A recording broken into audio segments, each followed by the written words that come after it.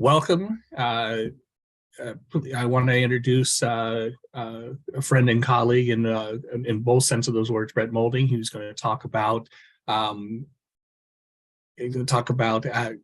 basically how we engage students in investigation of science, the way investigations were meant to be engaged regarding science education. So with that, I want to introduce Brett Molding. Thank you, Andre. Good morning, everyone. I'm hoping that we'll have some insights here for you today.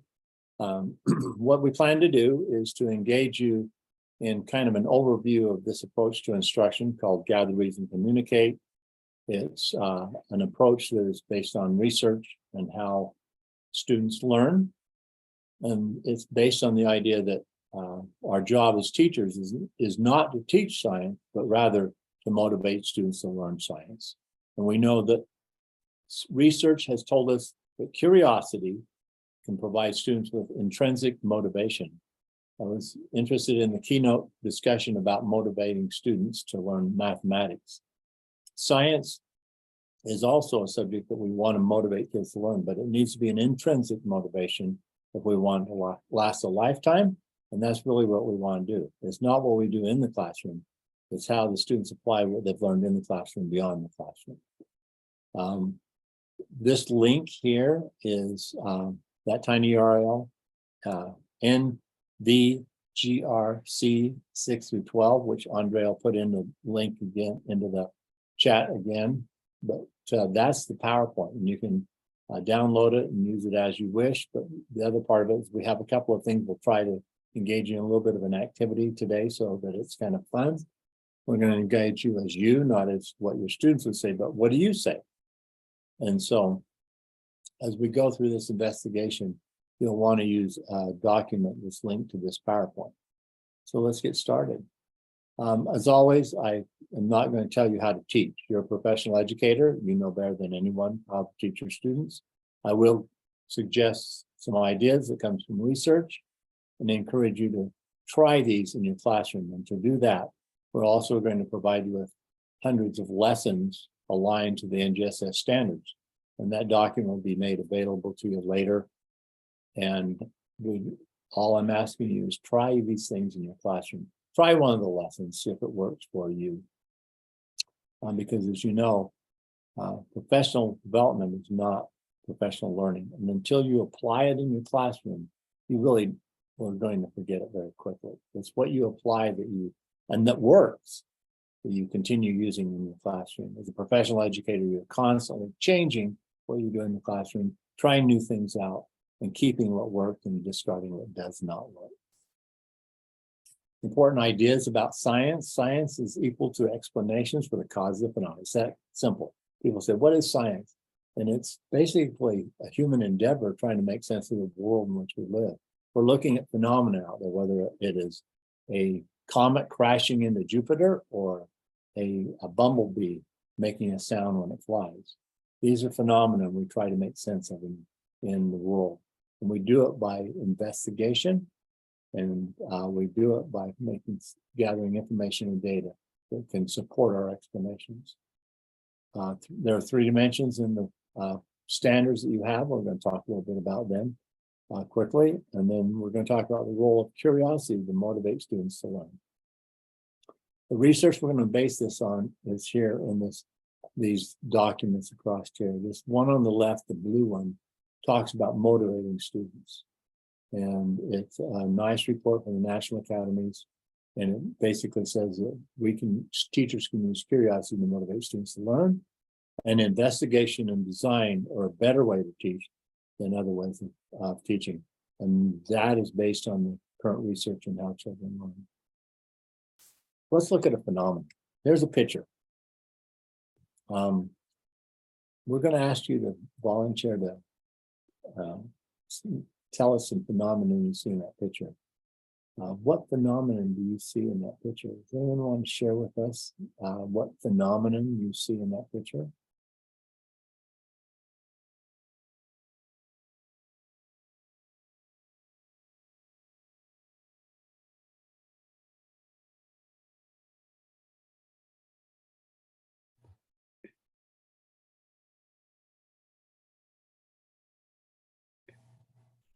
Please feel free to unmute or put your sharings in the chat, or both. No, we want them to unmute and just talk. We've got a small group. We like the small group so they can just jump in. The phenomena I see is clouds like almost sitting on top of the mountains. That's an observation. That's a phenomenon. Now, it has an explanation. And going from observing the clouds sitting on the mountains to constructing an explanation what causes that, that's science. Other phenomenon you see in the picture. There's a tree that's kind of extended from the rest of the group toward the I guess lake or river or whatever that is. And it It's looks a like it's river, almost about and to fall. that is a phenomenon. And so when we see something like this, why did you notice that tree and not the others? Well, the rest of the tree.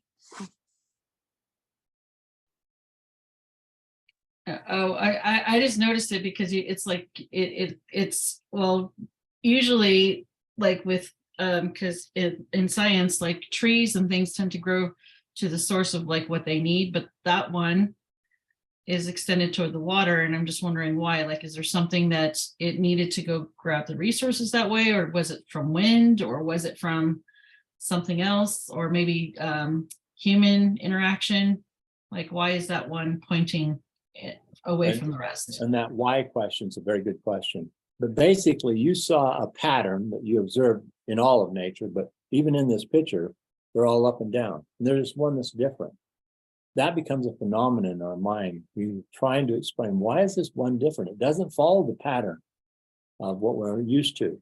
That's a phenomenon. And it has an explanation. And we can look at it, and we can gather data, watch that over time. We can go down the river and find other trees down the river. And then we can begin looking at that and coming up with explanations for the causes of that. And that one's caused by the river eroding the bank, and the trees will all eventually end up in that water because that bank is going, the stream's coming around here and it's carving into that bank. Eventually the whole bank will be downstream. That wondering how it's happening is human nature. Our brains want us to come up with explanations. We're going to capture that human nature of wondering from our students to get them interested in constructing explanation. Other phenomenon that you see in the picture.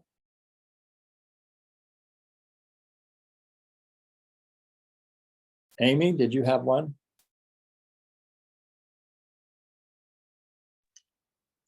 I'm thinking that if we want to tie this into how the different spheres interact, we see the interaction of a biosphere, a hydrosphere, and the atmosphere. Like how you'd mentioned the erosion along the riverbank, but we could also talk about the overcast sky and how those clouds were formed. Yeah, and what you're doing is you're moving on from the phenomenon and you're headed into the scientific explanation of the interaction of what you're describing as spheres. So you're moving beyond just seeing what is the phenomenon and then what is the explanation. And the tree leaning over there is the interaction of a biosphere, a geosphere, and the hydrosphere. And of course the atmosphere, because this atmosphere puts a lot of snow down in the Tetons. And so every spring you have a flood that comes through there, and that's what's causing it. So you get 4 spheres interacting. That's a way of making sense of it through science organization. But seeing the phenomenon first and then needing the other information is what we're hoping kids will begin looking and reading about. What causes that phenomena, and then what are the interactions that cause it to happen. And I like that they are also interactions among systems when you describe 4 of those systems. Thank you, Trey. In engaging kids in phenomena makes them motivated to learn more about it. And the why question is human nature. I have a 3-year-old grandson. It's why? That's human nature. Our job is to maintain that curiosity the rest of their lives. My goal as an educator is to try and have kids as curious when they're 18 as they were when they were 5. And our job is to maintain curiosity, because we can use that to motivate kids to learn, to read, to write, to gather data. That's our job. Our job as teachers, as educators. So we're not going to do that. We're going to jump in here. So phenomena provide an authentic way to initiate science instruction. Phenomena are most effective when they're described as observations. They use evidence to make sense of them, and they engage students in science and engineering learning. Students can use these phenomena as examples in their head. Maybe that tree leaning over the Snake River is really a phenomenon that I use to think about river erosion, because I'm connecting that erosion, the tip over that tree, to what's happening in that particular situation. But the other part of it is that phenomena come in packs. They're related. And so I can talk about phenomena that are analogous to one another. For example, water condensing on a glass or a water bottle is analogous to a cloud forming in the sky or fog on the mirror.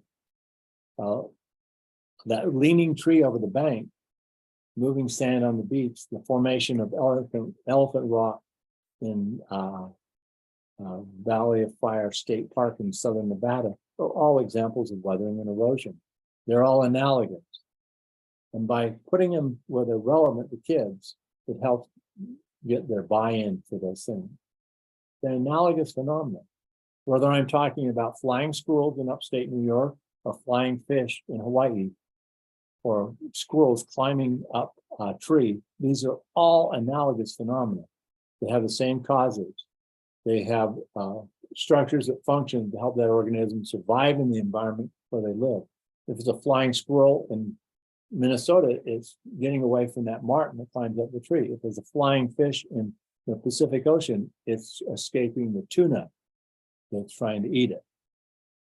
By having a series of analogous phenomena, we can engage kids in science investigations in more authentic ways and make them relevant to the students.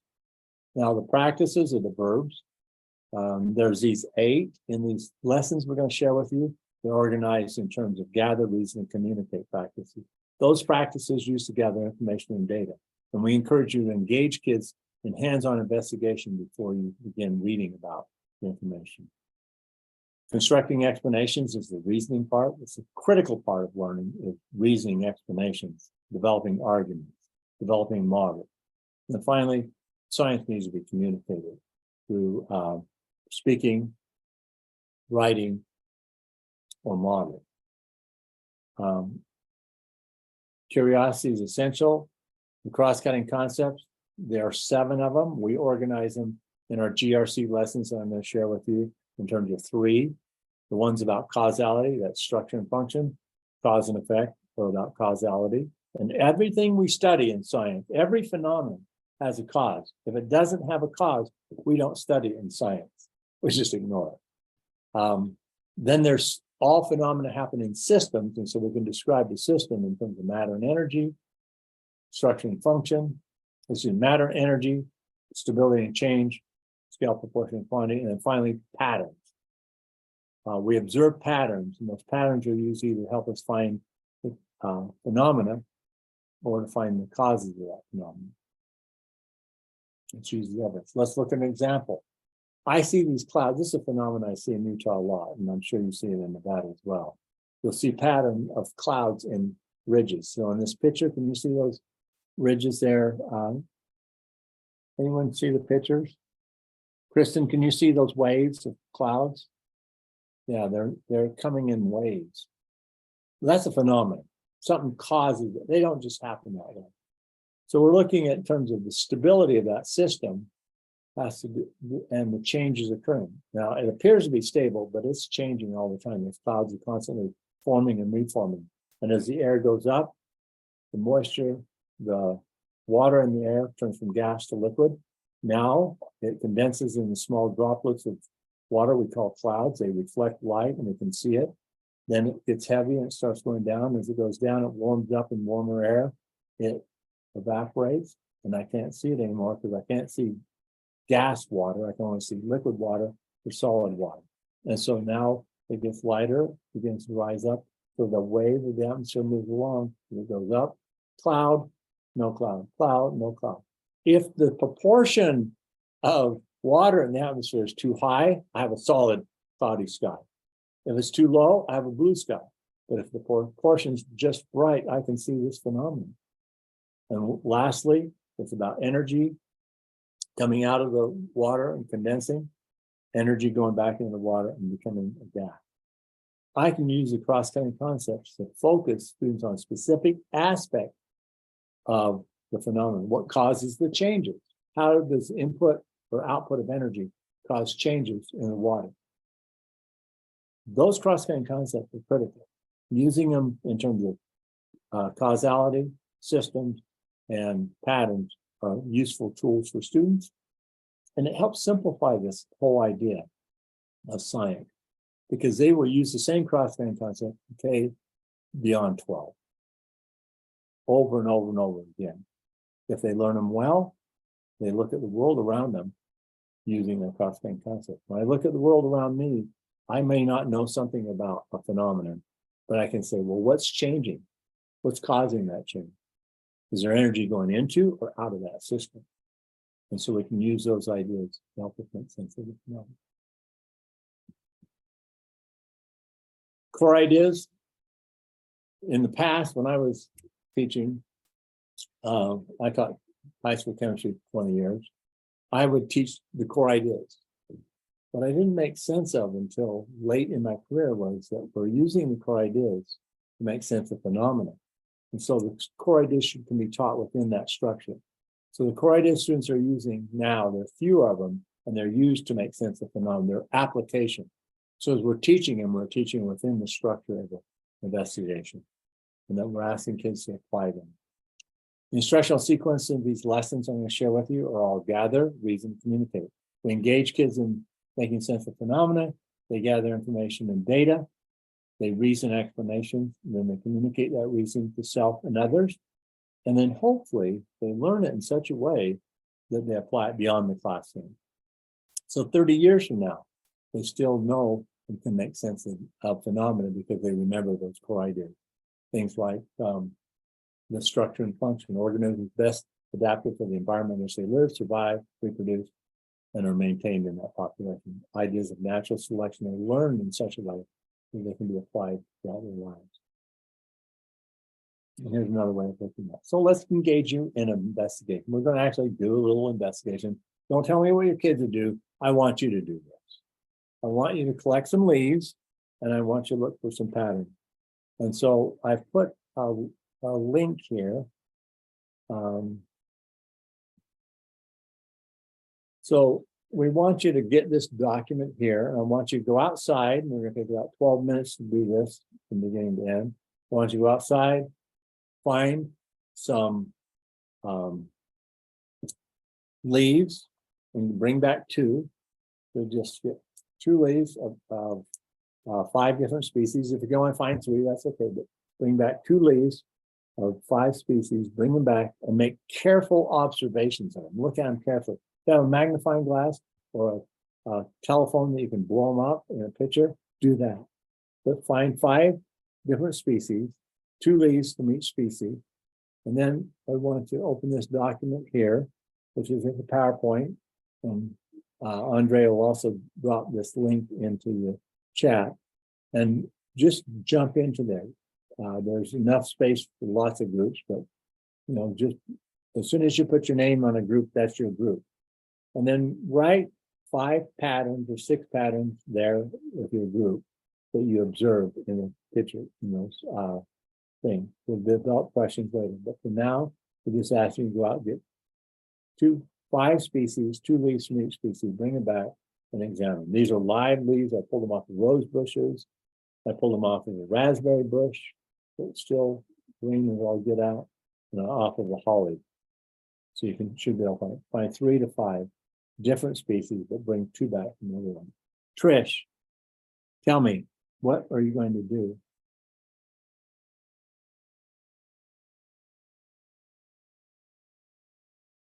Trish, you're muted.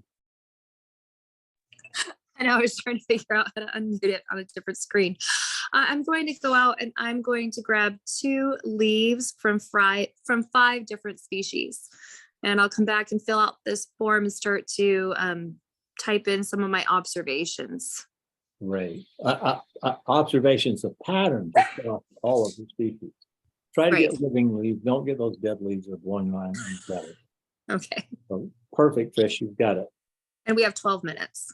Yes. And that was the light version of what you're going to do. Okay. People just don't appreciate old bad senses of humor. But let's go for it. Okay, let's get after it. You got 12 minutes. Come back and get 2 questions when you're done.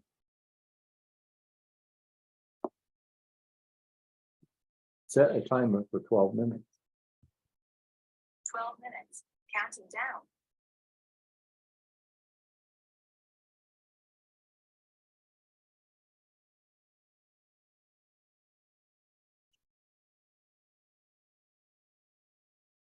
Chris, I see you're back, so you already have your leaves. I was in the previous session.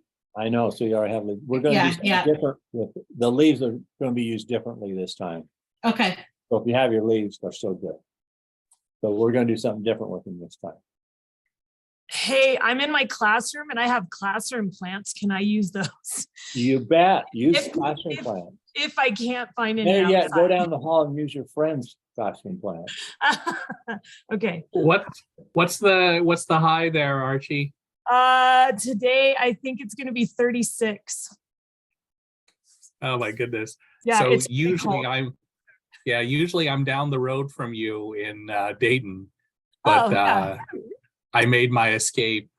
So it's a lot warmer where I am. Yeah, we're heading to Arizona tomorrow near Phoenix, so I can't wait to be where it's warmer. Try and find some leaves. I'll be back. All righty.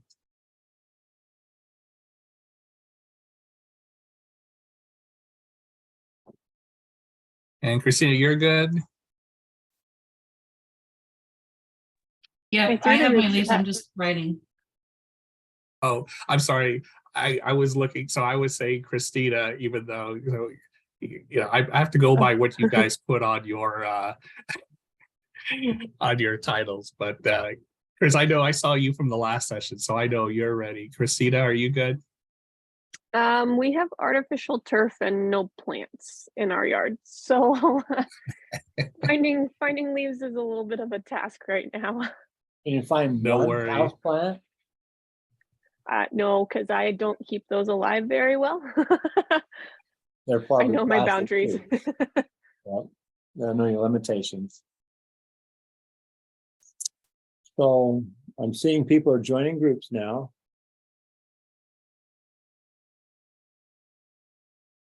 Andre, did you put the link to the document in the chat? I did. So I put the link to the presentation. The document itself, I didn't have that slide that you went to, but it looks like everybody's making. If you send me that, I can put that in the chat also. I'll just dump it in. Awesome. And then I'll hold on to it for It'll be different in the next session. We're not going to do this. We got totally different setup for the next session.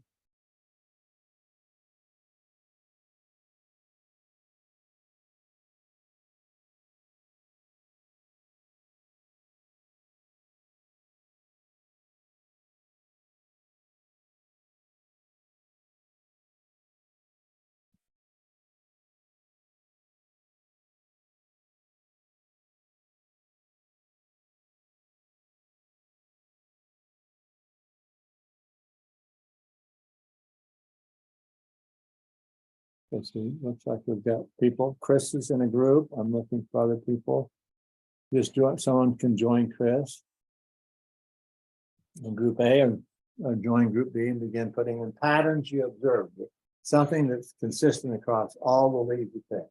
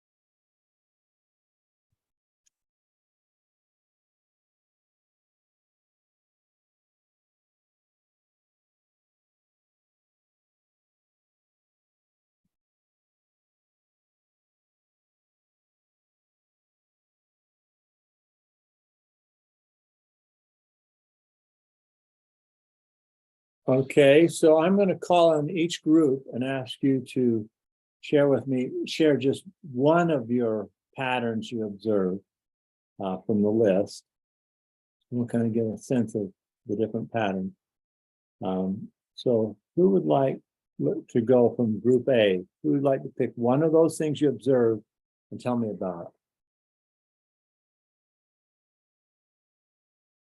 it? Group A.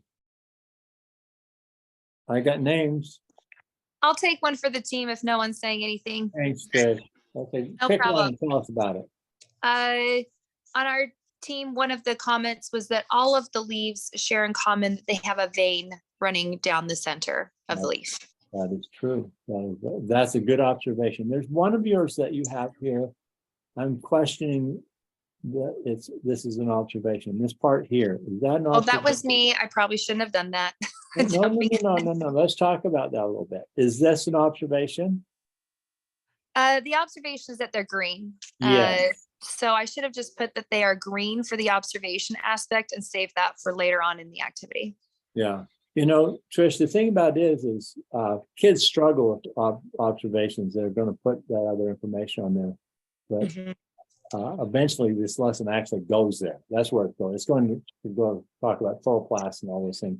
But one of the things we want to get kids at is writing good observations. By the way, you should have been anonymous, Tricia. You should have said, someone in our group, I don't know who it is, that wrote this. No, I'll own it. It's actually an observation that's central to this whole investigation, is that they're all green. And then the investigation really looks at the different grade levels. In the middle school, it's looking at the idea that there are cells, and the cells have chloroplasts, and within the chloroplasts are chlorophyll. And with the class discussion that gets developed, that's where you go. Other in group B, thank you, Fish. Others in group B, what did you have there that you would like to share with us? I'll talk for group B. I found just 5 different leaves from my garden and other plants that were out there in the backyard. Not all of them currently very much alive, but it's okay. What I did notice was that they all have like the shape where the veins in the middle, and they're all kind of tilting up. All of them. I don't know if you guys can, sorry, my blurred background is making this hard. Yeah, the veins are a big part of that structure, and so that's a good one to observe. Yeah. If you had a magnifying glass, would you see veins everywhere in that leaf? Could you see them? Is that what you asked? If you had a magnifying glass, would there be veins everywhere? Oh yeah, you can see them throughout. Yeah, it's kind of like our veins and capillaries and stuff. Yeah. Yeah. And in the last group, on there, let's see who we got there. Kimberly, what sort of things did you have that you'd like to share? So all of my leaves seem small, not like other kinds of leaves that could be as big as your hand. I measured them to be quantitative, but and then there's plants out there that had leaves that had different coloration, and they just didn't even seem different stages of life for the plant. But I also found that like a dried out leaf that was still attached and on a plant with living, or leaves that appeared to still be living. Mm-hmm. One of the things, your leaves are small, and you mentioned that, and that fascinates me. You live in a desert. I live in a desert too. Utah's a desert. Right. And if we look at the average size leaf of native plants in the desert compared to the average size leaf in a tropical rainforest, per se, they're hugely different. Right. Most native plants have small leaves. Right. And whereas in tropical rainforests, they have large leaves. Well, yeah, I have a cut leaf philodendron in my house that has leaves that are, much larger than my hand. So yeah, fun to look at those differences. Yeah, and that's a phenomenon that we could investigate if we had wanted to go there. We'd bring in some tropical plants, go out and look at our sagebrushes and mesquite and different plants that are growing out there. a lot of which you don't even recognize as having a leaf. It's, the evergreens, those pine needles are leaves, and they're very small. So that's all interesting. So if we're doing this investigation, we would go here, we'd have a discussion about good questions to investigate. And that's one of the things that is important, is that we don't just ask questions, we get kids to develop questions. So who has a question that you find interesting and want to investigate?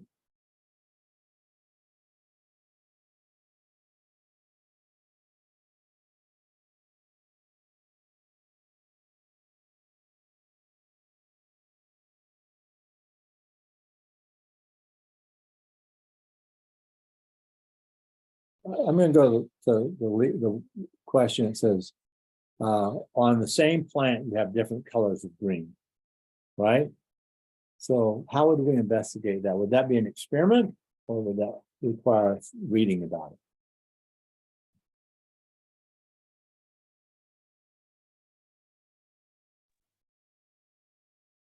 it? Amy, what's your thought? How would you find out an answer to that question? That why do some plants have different colors of green leaves on them? Probably research it. In the end, I think you'd have to. There's no experiment I can think of that would get that unless I grew a lot of plants. But it would help if I looked at a lot of plants to determine how common is that pattern. And then once I have that, I can begin looking. There might be different species that have greater color variation within that species. But I do know that young leaves are lighter color green than dark. Other questions or thoughts that you might want to investigate? Anyone?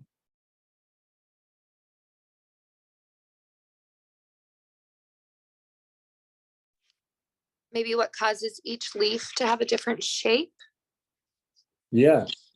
On different species or on the same species? On different species. Yeah. And that's now we're going to have to talk about natural selection probably. And that leaf shape has something to do with its survival as well as its genetics. So that'd be an interesting one to look at. So let's go back to the PowerPoint, jump back there. And so we would continue this discussion. I'm going to walk you through the rest of this lesson because we're going to run out of time. I don't know that right now. So this investigation is really one where you have a class discussion and you pick one phenomenon. And the phenomenon I would like to pick is leaves are darker on the top than on the underside. Did anyone notice that about the leaves? I know someone wrote that. Did anyone notice that the top sides are darker green than the underside? I have a leaf there. Is that true? And you need really two leaves to do that. I'm holding up two leaves. So I see that.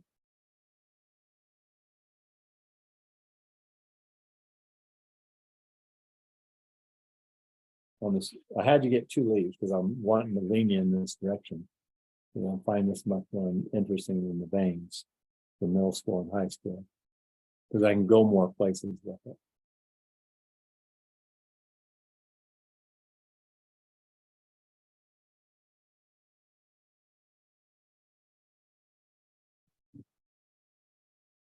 Is that true that the top side is darker green than the underside? And you can go ahead and unmute and just go ahead and Andre, that's okay. I will call on someone if they don't start talking. because you have a couple of people who responded to the chat too. So Oh, yeah. Yeah, just what did they say in the chat? yes said and yes. yeah. Yeah. Okay, Christine, as unmuted, what did you notice that to be true? Yeah, I got like a lemon plant, a pepper plant, and even like a little rosemary leaf, and they're all lighter on the bottom than the top. Yes. Have you ever noticed that before? Maybe. I don't know if I pay attention to plant leaves very much because I was saying in my mind, I was like, I teach biology in high school. And I was like, I literally hate talking about plants because it's like my least favorite topic.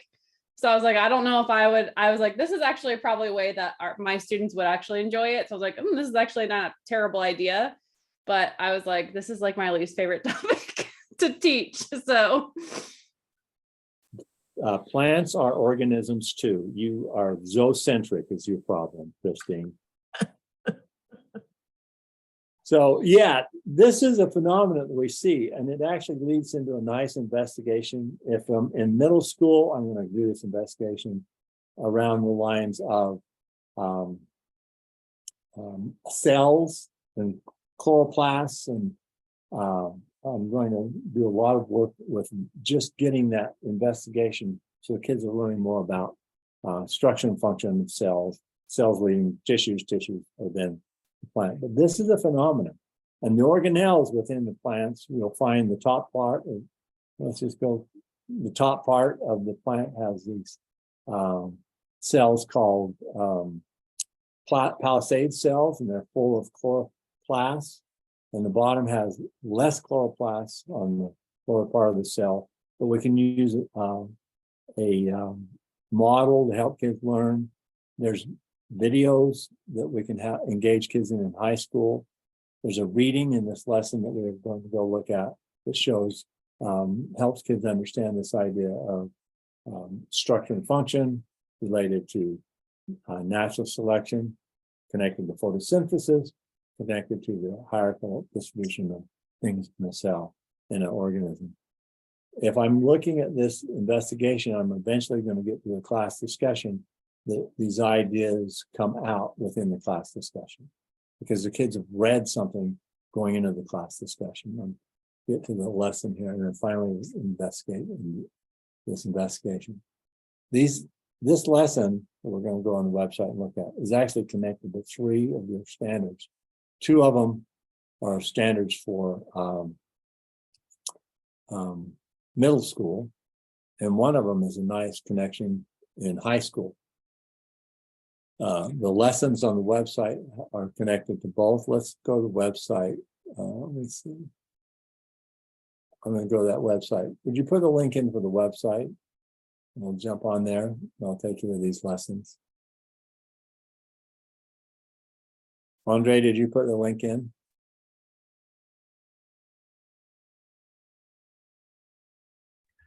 I haven't pulled it up yet. I'm not seeing it in the presentation. It's on the slide where it says going 3D with GRC, going 3D. Got it. Okay.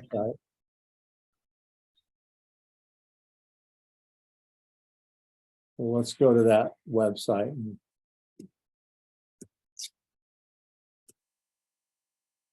Okay, I got it in there. Okay, awesome. So this is the website, going 3D with GRC website. If we go there, we'll go to middle school first and click on that and look at that lesson in the middle school. And then once you get to middle school, you want to click on life science. And this is a list of investigations that we have on the going 3D with GRC website. Every standard for the NGSS has lessons on there, and the left-hand column is the standard. The next column over is the link to the lessons. If we go down a little bit, we can find this one here called Green Leaves, which is the middle school version of this lesson. And in that one, it's really focused on cells and cell parts. It shows you those 2 standards that are there. It's written by an Arizona teachers and Hawaii teacher, and they put in the Arizona standards because the Arizona standards are different than NGSS, and so they put in which standards like that. If I look down this lesson, if you're looking at it with me, no one's there with me yet.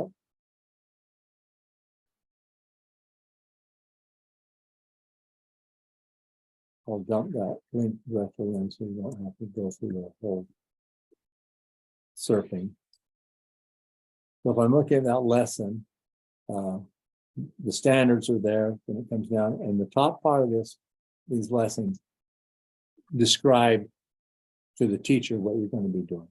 And so this is a description here of how to engage kids in the investigation. Students are gathering through exploring, observing, developing questions, obtaining information by reading, and they have two different resources there on. There's one for reading about the structure and function, one about the video that they can use. Then it goes down to reasoning, where students construct explanation. We move on with every lesson goes through a class discussion where the teacher engages them, and these are a set of questions that are provided for the teacher. So then highlight that again. These questions are ones to help the teacher engage the kids in the investigation class discussion. And so that's present in every single lesson. So students will gather, they'll reason, and then they will engage in a class discussion. Class discussions are central because that's where the teacher has an opportunity to synthesize all the students' ideas into an accurate and consistent investigation and accurate explanation. Then it moves on where they come together and revise their models. And after they revise their models, they then are asked to engage in a shared, they're asked after that to engage in an argument. The matrix here, which provides this rubric for the assessment. And then you come down to the next page, down here, Appendix A gives you the what you would put on the wall. And so there's two slides here that it shows in Appendix A. That first part that we engaged you in is the first slide. The second slide is what we didn't have time to do. Obtain information from a reading we use as evidence, and the readings provided in this lesson in Appendix B. We go continue down. There's two readings. There's one about green plants. This is middle school, so we've been talking about photosynthesis. And then you have cells, and then there's a reading about another reading on photosynthesis for the students. There's the models that they can make use of. And there's a graphic, the umbrella tree, another reading that students will learn about. And it has a data chart here. It shows you how the structure of the umbrella leaf is typical of most leaves, and it shows how the wavelengths that absorb which ones are reflected. So that's all there. There's a rubric in Appendix C1 for the argument. And then there's an example of model that's in middle school, put together, and the teacher took a picture of it and put it on the website. So that's a typical lesson. If we jump back to the going 3D and get to the high school lessons and look at them, for the high school life science.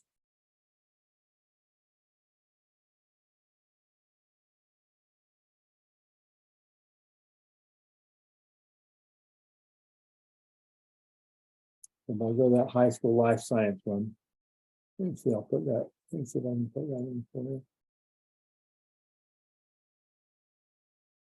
I've got too many windows open. Is what I think.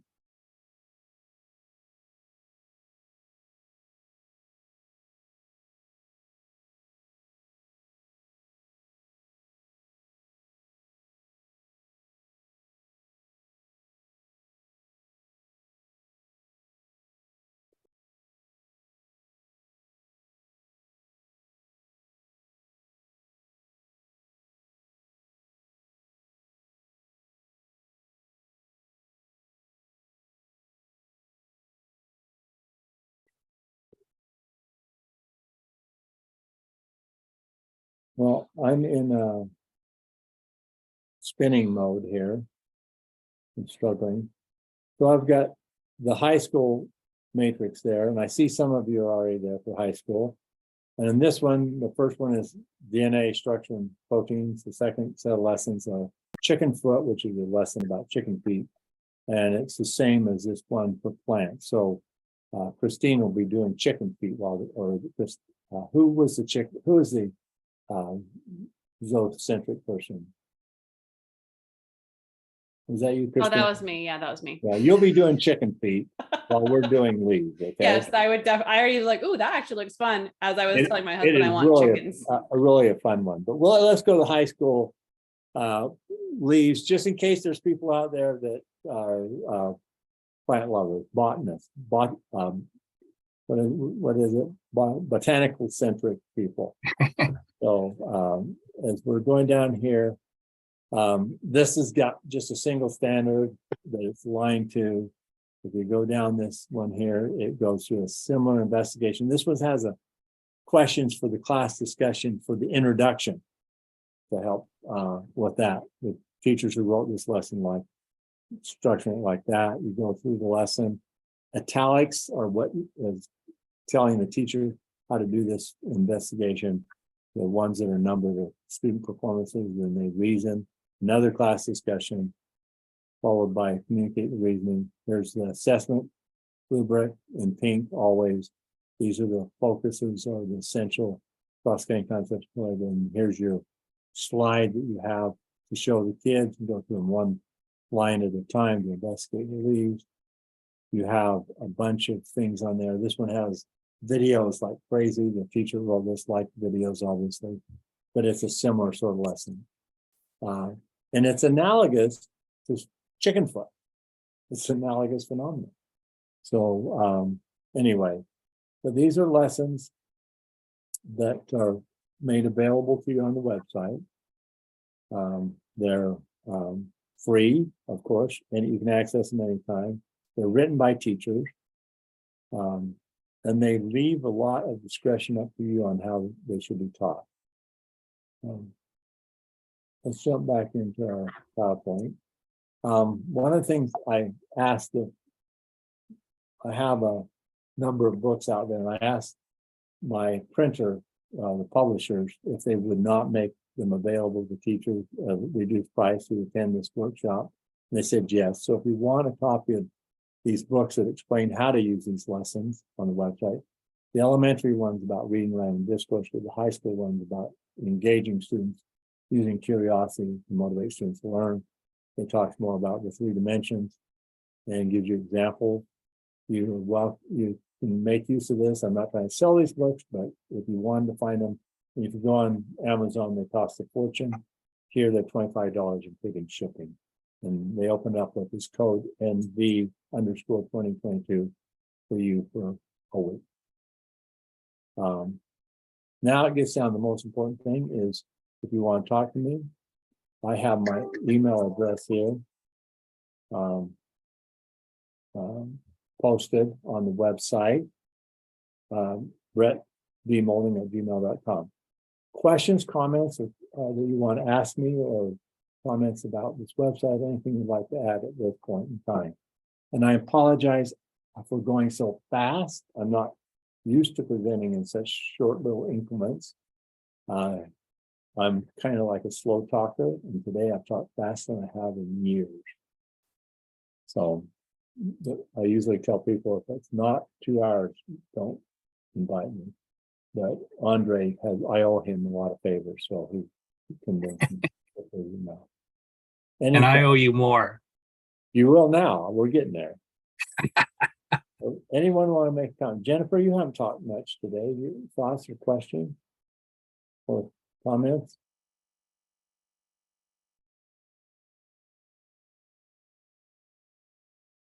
No, Jennifer didn't hear me. Me? Are you talking to me? Yeah, no, the Oh, other 3 Jennifers that are on the call. Yes, I'm talking to you. Oh, I just jumped in the room. Oh, I'm never here mind. for the 11th. I don't want to talk to you then. You just hang on. We're Oh. going to do another session. Yeah, I'm here for the 11:20 session. Yeah, A little early. you're early. This is high school. Don't let them scare you. I know they look scary. Don't let them bother you. Okay, so I teach anyone high else? school health. Oh, I'm sorry. Is there anybody else in here? Anyone there else? are. Any other thoughts or questions? No, Brett, I just want to say thank you. I thoroughly enjoyed it, and you shared quite a few valuable resources that allow us to think about how that may tie into, let's say, an existing textbook or something that we're thinking about doing with our students. But even just the activity you had us do today was quite simple, yet it didn't take a lot of preparation or a lot of materials or tools on your part, which got my creative juices flowing and thinking about how can I make science more relevant to my students, make it more interesting, hands-on, and get them thinking about things And it doesn't have to be a huge production. So I appreciate that. Yeah.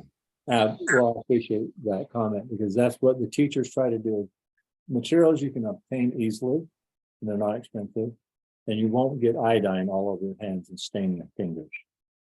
So you guys have been fun today. And again, there's my email. I talk to 3 or 4 teachers every single day. You're welcome to ask me questions, email me thoughts, and hopefully someday we can spend 3 days together in professional development and you guys can develop a lesson too. So thank you. Okay, thanks, Andre. Next session, next